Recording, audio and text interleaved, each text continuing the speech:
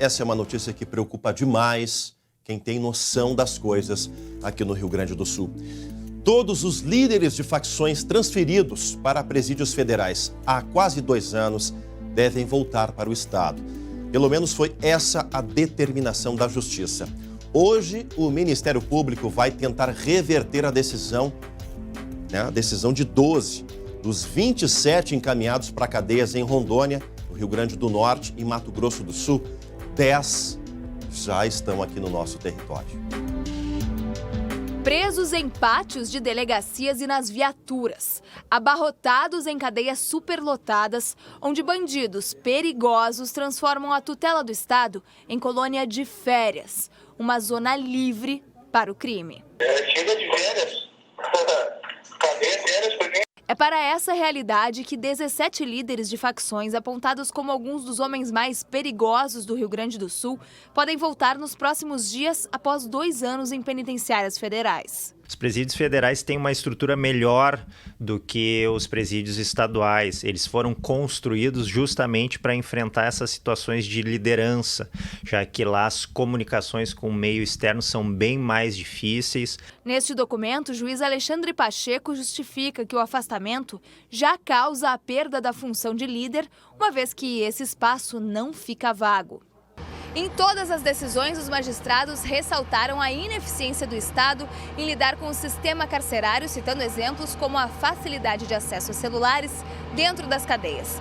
Das 17 decisões, o Ministério Público já recorreu a 5 e agora vai solicitar a manutenção dos demais 12 fora do Estado. Os promotores também pediram uma medida cautelar para garantir que a transferência não seja feita durante o período de recursos. O Ministério Público tem ciência de que o problema carcerário no Rio Grande do Sul é histórico, mas em nome disso também não se pode deixar de fazer algumas coisas que colocam em risco a sociedade.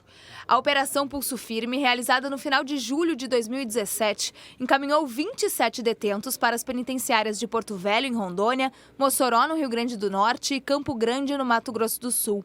A medida, com prazo de 1 ano, foi sendo estendida para alguns, enquanto outros foram voltando. 10 já estão no estado.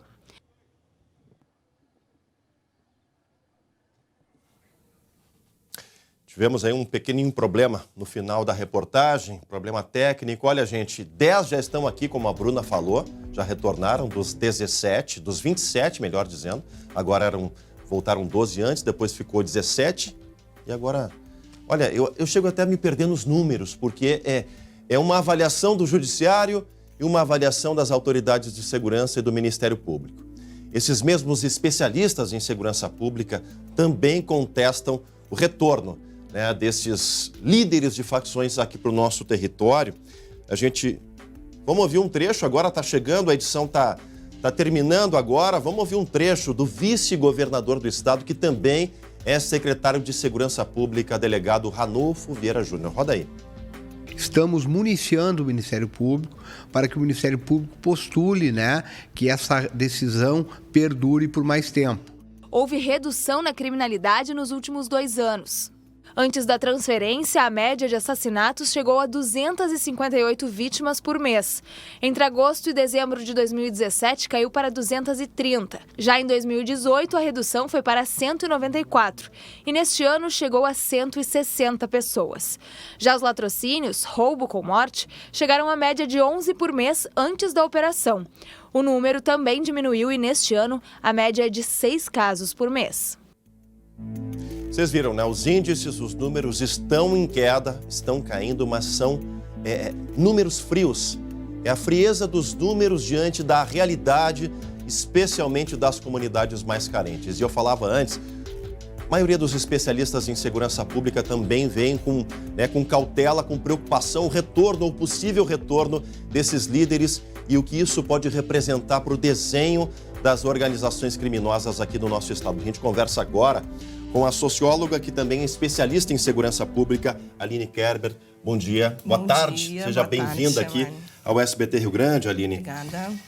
Primeiro impacto né? A gente falava da frieza dos números, agora o primeiro impacto da possibilidade do retorno de todos esses líderes. O que pode acontecer com as disputas ou com a guerra dessas facções? São 3 grandes facções que disputam o mercado aqui do nosso estado. Qual deve ser o primeiro impacto?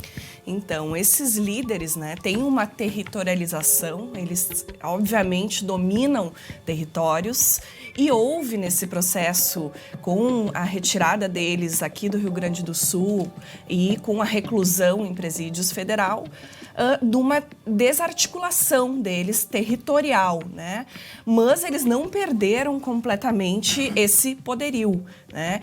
E o retorno deles pode significar um aumento dos crimes violentos e, sobretudo, dos crimes violentos letais, os homicídios. E é uma pena, porque tivemos aí aproximadamente uma redução de 24% nesse primeiro semestre de 2019, comparado com 2018. Então, mais de 300 vidas salvas, e isso justifica, inclusive, numa série histórica, a permanência deles num presídio federal. Por outro lado, a gente sabe que há também vários estudos apontando que esses presos em presídios federais trazem um processo de nacionalização dessas facções, do aumento do poderio deles. E então o retorno aqui para o Rio Grande do Sul pode significar algo bem mais danoso do que a gente imagina. Esse processo de nacionalização das facções é como, a grosso modo, como se eles trocassem experiência nessas penitenciárias federais com facções lá do centro do país, que têm acesso muito mais facilitado aos narcotraficantes internacionais. Sobretudo né? o PCC. PCC, né? Que não tem base aqui consolidada no Rio Grande do Sul. Então, esse é o principal perigo hoje com o retorno desses líderes aqui para o território do Rio Grande do Sul. A gente tem visto o Ministério Público bate forte nessa tecla. Promotor Luciano Vaccaro esteve aqui também defendendo a permanência por mais tempo deles lá e também das ações das promotorias de lavagem de dinheiro, de combate a crimes de lavagem e as delegacias especializadas da Polícia Civil.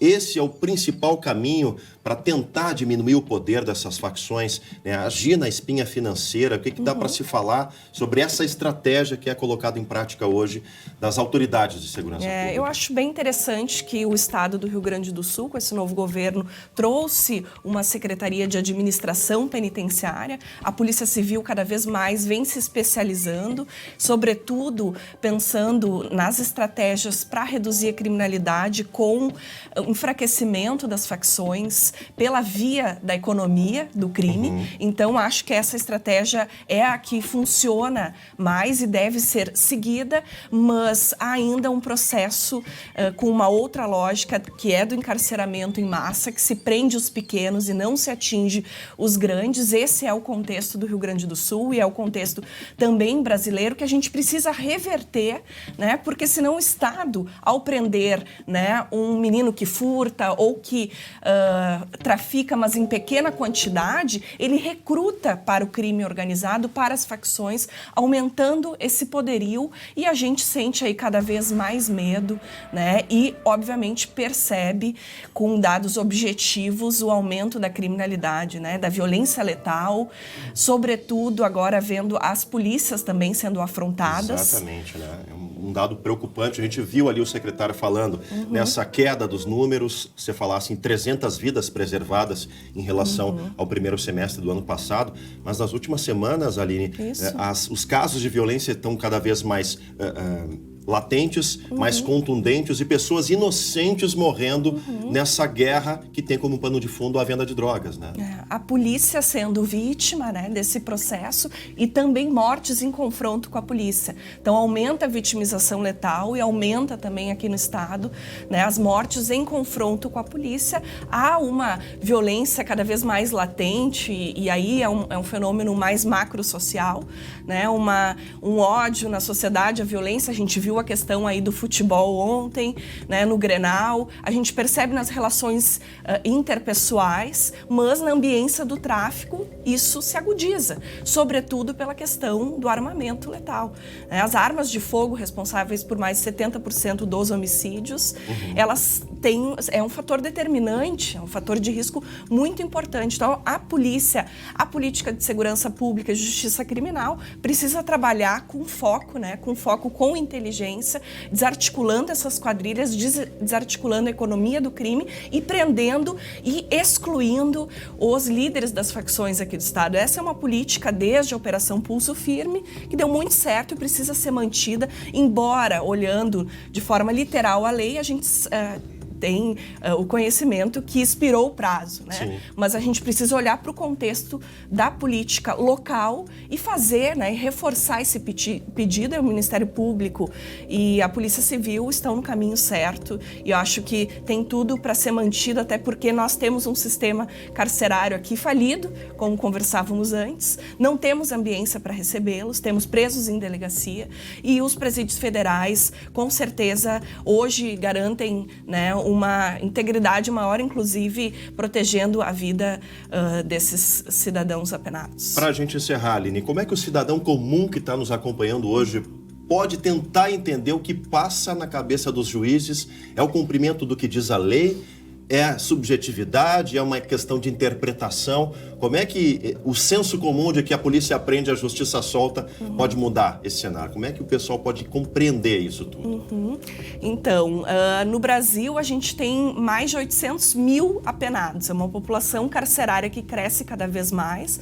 É a terceira população carcerária do mundo, em números absolutos. É uma grande falácia. A gente acha que há esse prende e solta, mas 40% dos apenados estão presos sem julgamento no Brasil. Se prende muito e se prende muito mal.